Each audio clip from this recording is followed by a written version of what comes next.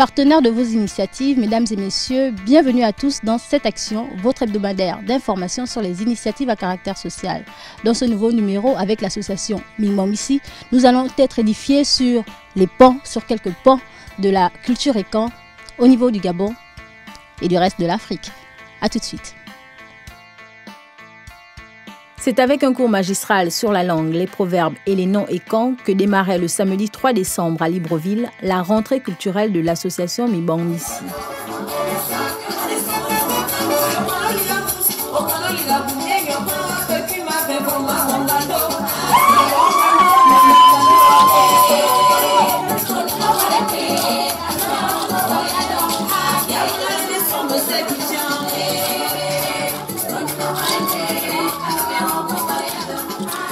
Le nom Mimomisi, nous soufflait un invité, rappelle le titre d'une des chansons de Pierre Clavernzeng dans laquelle en effet, il y célèbre ceux qui du temps des tam-tams se sont mobilisés pour répandre la culture écan de village en village pour la semer partout afin d'harmoniser les us, codes et coutumes, transmettre et enseigner toujours et en tout lieu. Tout ce que je porte sur moi représente la danse traditionnelle Mokom. C'est la danse que je pratique et c'est fait à base de raffia. Ce que je porte sur la tête, ce sont des plumes de pigeon. C'est fait à base de plumes de pigeon. Ce sont des signes qui représentent la danse Mokom. Parce que pour danser cette danse, il faut porter tout ce que je porte là. Autrement dit, elle n'est pas représentée.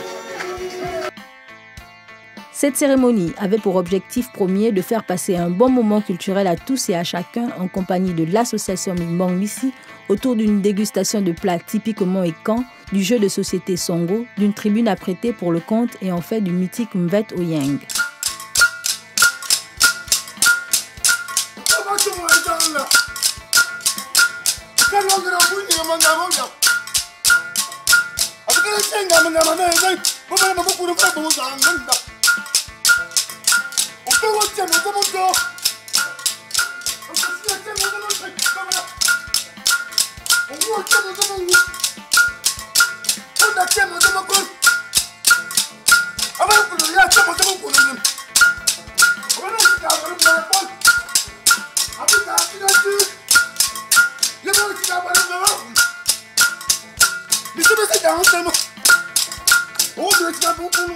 Sans en dénaturer les bases, l'ouverture de cette association culturelle attire aussi bien les personnes âgées que les jeunes soucieux de se rattacher davantage à leurs origines. Mimomisi, c'est moi, je suis un écan, je suis un homme de culture, je chante pour la culture, je vis la culture, quoi. Donc du coup, forcément, je me sens concerné, quoi.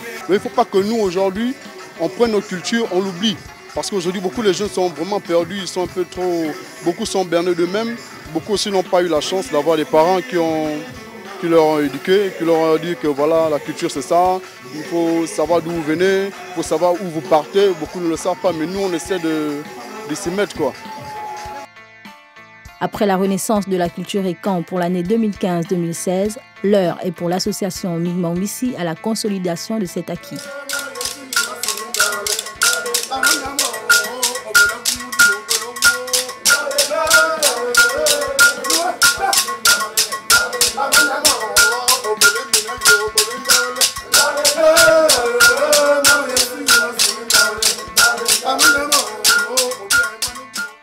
Très présente sur les réseaux sociaux où elle ne cesse de vendre, de promouvoir et de présenter l'image de l'association Mimomisi, nous avons déniché pour vous la graine de la terre écan en la personne de Liviane Sam, qui est la chargée de communication de l'association Mimomisi. Merci Liviane d'avoir accepté notre invitation, merci d'être avec nous sur cette action pour nous parler de cette association qui finalement, on n'entend plus parler que d'elle sur les réseaux sociaux. L'association Mimomisi, elle est très présente, je l'ai dit tout à l'heure. Merci à vous déjà pour l'invitation. Effectivement, nous sommes très présents sur les réseaux sociaux. Déjà parce que les réseaux sociaux nous donnent une tribune qui n'est pas facile d'avoir ailleurs. D'accord.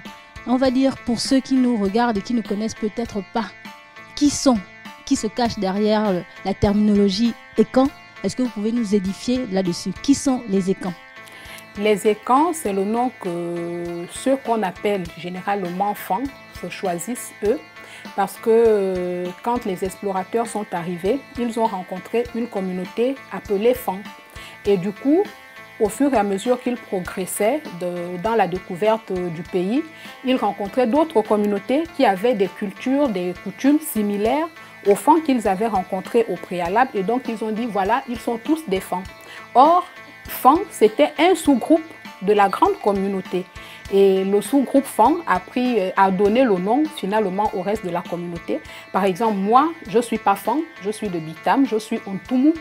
Mais les gens, en général, ils ne savent pas faire ces différenciations-là. Alors, les Fang eux-mêmes, les Fang entre guillemets eux-mêmes, ont décidé de se choisir un terme qui va englober tous les sous-groupes Fang, Ntoumou, Oka, Mveng, Zaman, ainsi que des Boulous de Guinée, du Cameroun, des Boulous et des Ewondo du Cameroun, par exemple. Et donc, on a choisi le terme Ekan. On va un tout petit peu faire comme les explorateurs et vous allez nous dire où est-ce qu'on retrouve les camps, les écans finalement. Pour ce qui est du Gabon, on en trouve majoritairement au Wellington. Au Wellington, on trouve des Ntoumou, comme moi. Il y a des Oka, il y a des Mveng. Et on trouve également des Zaman dans la région de l'Ogooué-Ivindo. On trouve des Mekemon Koma dans la région de l'Estuaire. On trouve des Ati dans la région du Moyen-Ogooué. Et pour ce qui est du Gabon, en général, c'est ça. Et on a aussi du côté de la Guinée équatoriale des Ntoumou et des Oka. On va du côté du Cameroun, on trouve ce qu'on appelle l'ensemble Beti, qui englobe les Wondo, les Itones et les Boulous. Pourquoi est-ce qu'il est nécessaire aujourd'hui de parler de cette communauté? Ce n'est pas aujourd'hui qu'il est nécessaire de parler de la communauté. Il est toujours nécessaire de parler de qui on est pour apporter à l'autre ce qui fait de nous ce que nous sommes et ce que nous pouvons apporter de positif dans le monde qui se construit autour de nous.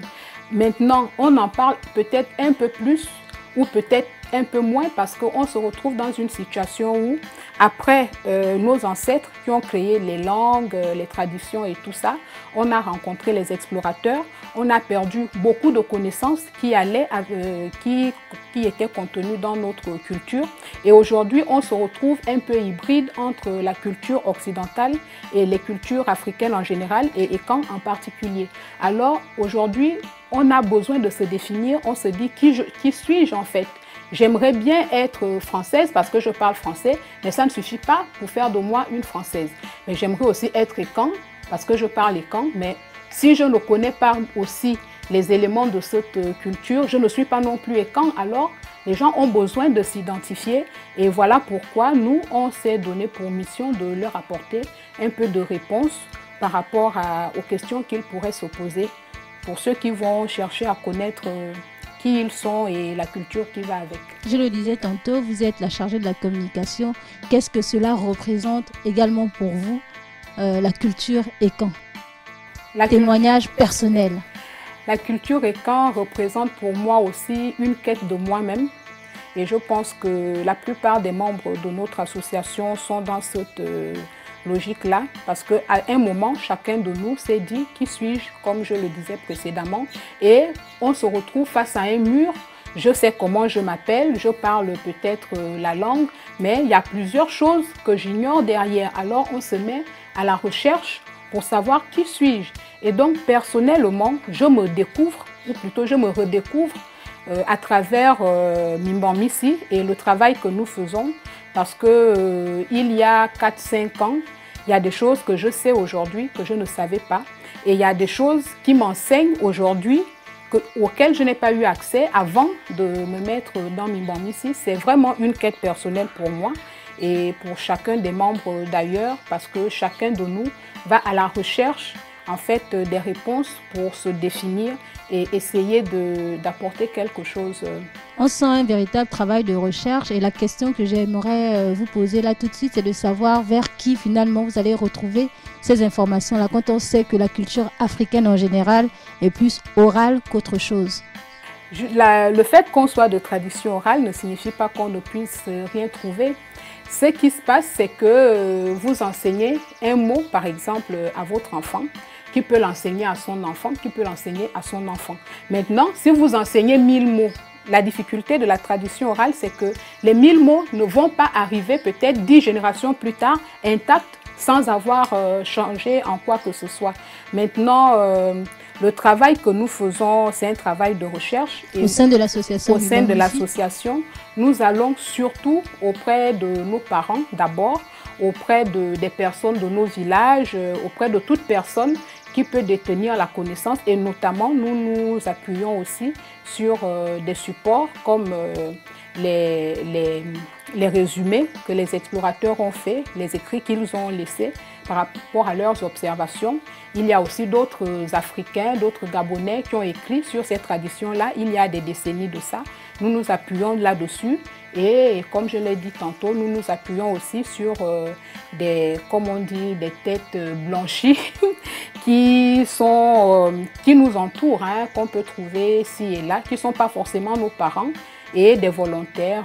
Ici et là, on peut parler également du Cameroun, de la Guinée équatoriale. Il vous est déjà arrivé d'effectuer des déplacements vers ces pays-là pour rechercher justement la bonne information? Oui, pour ce qui est du déplacement, il m'est arrivé d'aller en Guinée équatoriale, justement parce qu'on a appris que là-bas résidait encore quelqu'un qui détenait certains objets qu'on ne voyait, nous, du côté du Gabon, que dans des photos de musée.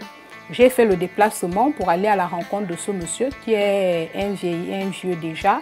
Je suis allée le voir pour justement essayer d'appuyer les choses que nous sommes en train de faire, le questionner et puis tirer des enseignements de son savoir. Ça, c'est déjà arrivé. Alors, est-ce que la culture et quand se sent aujourd'hui plus ou moins menacée? En effet, comme toutes les cultures africaines sont menacées parce qu'on parle de village planétaire, mais nous avons l'impression que le village planétaire, en fait, c'est des grandes puissances ou bien des pays qui sont à forte population, qui vont dominer sur des petits groupes ethniques, des petites communautés. Voilà. Et donc, effectivement, nous sommes menacés parce que nous ne sommes pas nombreux et déjà parce que aussi nous ne parlons plus régulièrement nos langues, nous ne pratiquons plus nos cultures comme c'était avant et il y a un risque effectivement de menace parce que beaucoup de jeunes aujourd'hui ne parlent plus la langue. Ils ne savent même pas si vous lui présentez un plat de feuilles de manioc, il ne pourra pas vous dire ce que c'est. À plus forte raison, aller au village. Il y en a qui ne savent même pas où se trouve leur village. Effectivement, la culture Ekan est menacée. Et que fait l'association Mibongmisi pour renverser cette tendance plus ou moins? Ce que nous faisons, c'est déjà un travail de préservation. Nous essayons, comme je l'ai dit, par rapport aux recherches que nous faisons, nous allons vers des gens, nous avons des réponses et à partir de ces réponses, nous créons des supports qui s'adaptent au monde d'aujourd'hui. Parmi ces supports, nous avons par exemple créé un calendrier de noms et à partir de ce calendrier de noms, nous avons entrepris d'expliquer les noms Ekan. Depuis le 1er janvier 2016, c'est ce travail que nous faisons. Les résultats de ces travaux sont publiés sur nos pages Facebook et en ce moment, nous sommes en train de préparer un document pour compiler tout le travail de recherche qui a été fait sur la signification des noms. Nous avons également notre magazine en ligne qui est là pour développer plusieurs aspects. Nous avons des proverbes à l'intérieur, il y a des jeux, il y a des questions de mots, il y a des questions de langue, de certains mots qui sont enseignés. Tout cela pour permettre à ce qu'avec les outils d'aujourd'hui, celui qui a envie de savoir c'est quoi la culture Ekan, qu'il soit Ekan ou non déjà, qu'il puisse au moins trouver une réponse ou une piste de réponse à travers nous. C'est vrai que nous le vivons d'ailleurs avec vous à chacune de vos invitations, que l'association Mibongmisi est très ouverte. Alors pourquoi ce choix? Le choix de Mibongmisi... de s'ouvrir au monde finalement. Parce que nous partons d'un principe que le monde en général fonctionne sur un système d'échange. L'échange, parce que ce n'est pas parce que je suis Ekan que je vais vivre Ekan à 100%. Il arrivera le fait que j'emprunte un taxi, je n'ai pas créé le taxi par exemple. Alors, il faut échanger avec d'autres communautés parce que chaque communauté a quelque chose à nous apporter et nous avons quelque chose à apporter aussi à chacune des communautés. Et ainsi, pour permettre ce qu'on appelle le mieux vivre ensemble, Voilà. J'ai vu également sur le net, je suis très pointilleuse sur les réseaux sociaux, que vous étiez à la recherche de bénévoles, est-ce exact? Mais quelles sont les conditions pour être bénévole, il n'y a pas de conditions.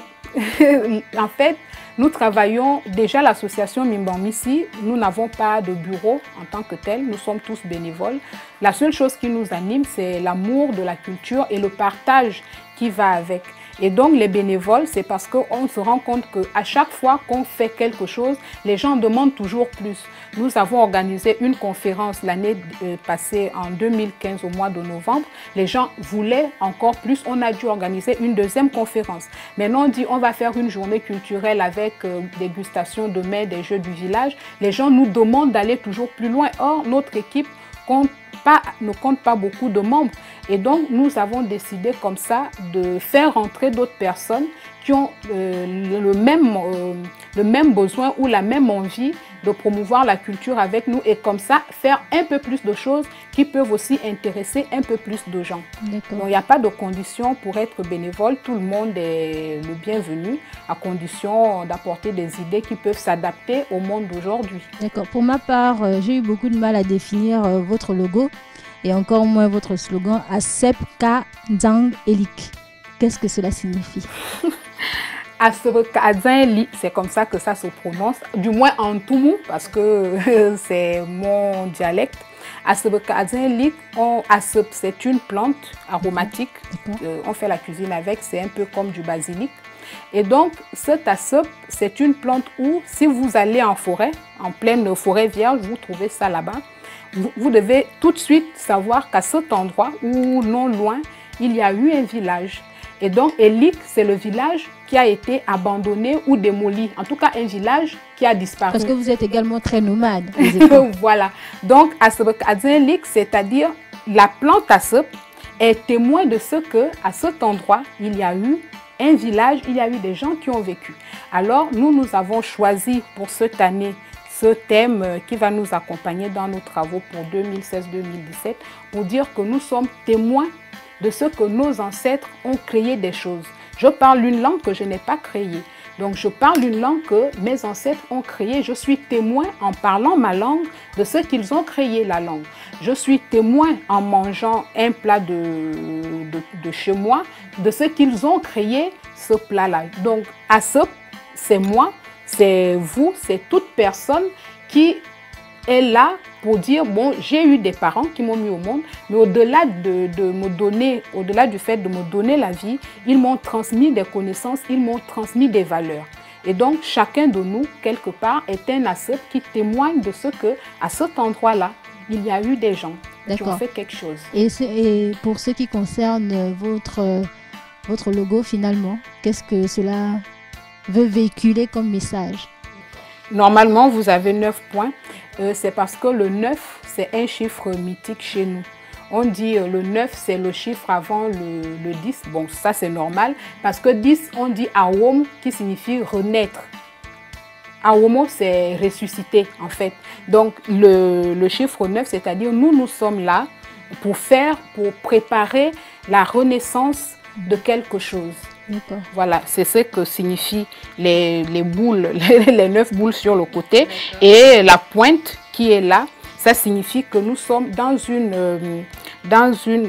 un cheminement évolutif. Nous voulons évoluer, aller vers quelque chose de meilleur. D'où le fait que la pointe, elle regarde un peu vers le haut.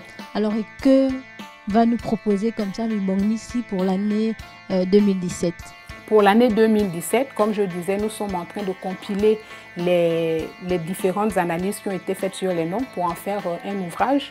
Et au-delà de ça, tous les noms ne pouvaient pas rentrer dans le calendrier. Il y a plusieurs personnes qui ont demandé à ce qu'on continue l'analyse des noms, même si les noms ne figurent pas dans le calendrier. Donc, nous sommes en train de nous préparer à cela. Et évidemment, nous avons notre magazine. Nous espérons aller toujours un peu plus loin et apporter un peu plus, soit en termes de nombre de rubriques, soit en termes de... Du moins, nous voulons ajouter du contenu là-dedans. Et la dernière fois, on parlait de faire des séminaires. Nous aimerions bien aller au-delà du fait d'inviter des gens à venir à un endroit précis, nous écouter ou voir comment nous faisons, aller dans des écoles, dans des lieux publics, aller rencontrer des gens et leur dire il faut que vous sauviez votre culture. Qu'elle soit et quand ou non, hein, déjà à la base, vous devez sauver votre culture parce que la culture, en fait, c'est notre identité. Si vous n'en avez pas, vous n'avez pas d'identité, vous êtes personne. Et vous serez là au milieu des gens. Eux, ils savent qui ils sont, mais ils ne vous reconnaîtront pas parce que vous ne serez ni un des leurs, ni quoi que ce soit d'autre. Donc, ces séminaires-là, nous sommes en train de les préparer et voir comment on peut aller comme ça à la rencontre des gens pour aller leur apporter toujours le message culturel que nous promouvons. Nous reviendrons à l'étape de la Renaissance chez les Ekans. Là-bas, quelle était la place de la femme? Il se dit beaucoup de choses sur la place de la femme, déjà dans les sociétés africaines en général et dans les sociétés Ekans en particulier. Mais de ce que nous avons pu apprendre à travers des récits des personnes vivantes ou des écrits, nous savons que la femme Ekan était en quelque sorte un chef caché derrière son mari. Le mari ne faisait que transmettre les décisions ou les avis que la femme lui soufflait à l'oreille le soir à la maison. Et nous allons comme ça dans le sujet en parlant par exemple de Nanongo, qui est la fondatrice de notre communauté. On disait d'elle que c'est elle qui enseignait son mari. Donc, toute la connaissance du peuple reposait sur elle. Nous arrivons au Mvet, qui est connu de tous les Ekans. Et dans le Mvet, on vous cite encore une femme, Okomekan, qui est la mère de celui qui a fondé ou créé le Mvet. Et nous avons comme ça plusieurs femmes, comme Angonomana, qui est la matérialisation de l'instrument Mvet. Nous avons comme ça, on nous parle de Nyangomube, la sœur de Zame. Bon, les gens disent Zame c'est Dieu. Bon, dans la culture Ekan, il avait une sœur qui s'appelait Nyangomube. Et donc, nous avons comme ça des noms de femmes mythiques qui montrent que la femme Ekan n'était pas forcément reléguée au second plan et qu'elle avait un droit de décision sur la façon dont il fallait conduire la communauté, au point où on a même désigné un rite particulier pour elle et pour qu'elle puisse se retrouver entre elles et prendre des décisions, soigner des maladies, des choses comme ça. Donc Mimongbisi, c'est la culture, d'accord, on l'a compris, c'est informer, sensibiliser et former aussi par moment. Oui, par moment on forme. Il y a beaucoup de personnes qui sont à la recherche de des connaissances sur la culture Ekan qui viennent vers nous. Des gens justement à qui les parents n'ont pas enseigné cette culture-là, qui viennent et qui disent « bon, j'ai lu sur le net que les femmes, bon, comme ça, les femmes vivaient comme ça, j'aimerais bien savoir un peu plus ». Et nous sommes là pour leur répondre, pour leur donner, pourquoi pas, un peu envie de découvrir toujours un peu plus de ce que les parents ne leur ont pas appris. Et il y a des gens comme ça qui, à la fin, s'intéressent tellement au point où ils intègrent soit notre équipe, soit d'autres équipes, soit ils vont faire d'autres choses en rapport avec la culture qu'ils ne connaissaient pas de prime abord. D'accord. Est-ce qu'à Mimongbisi, il y a par exemple, parce qu'on parle de culture, est-ce qu'il y a un maître à penser? Il n'y a pas de maître à penser. À Mimongbisi, nous sommes... comment dire ça, nous fonctionnons de façon démocratique, si on peut dire ça comme ça, mais nous avons surtout opté pour le fonctionnement comme à Ngong. Ngong, c'est le pays décrit dans le Mvet. Là-bas, tout le monde est un et tout le monde n'est rien. C'est-à-dire, quand on a besoin de parler cuisine, on sait qu'il y a telle personne qui est mieux placée, donc elle nous donne des pistes, on en discute. On discute de tout, de cuisine, de l'organisation de chaque événement, de toutes les décisions. On en discute, mais on sait que pour chaque domaine, il y a quelqu'un qui peut un peu mieux en parler que d'autres, mais toutes les décisions sont prises de façon collégiale et on passe la plupart du temps au vote. Et si la majorité l'emporte, on prend la décision qui l'emporte. D'accord. Livan Sam, merci d'avoir accepté notre invitation. Cette action est pour aujourd'hui terminée. Avec l'association Mimong Missi, nous retiendrons ce slogan Aseb La SEP ne disparaît pas d'un village abandonné. Voilà, merci à tous également de l'avoir suivi. À très bientôt sur les réseaux sociaux. On s'y retrouve. Et très bonne suite des programmes sur Canal 7, votre chaîne panafricaine.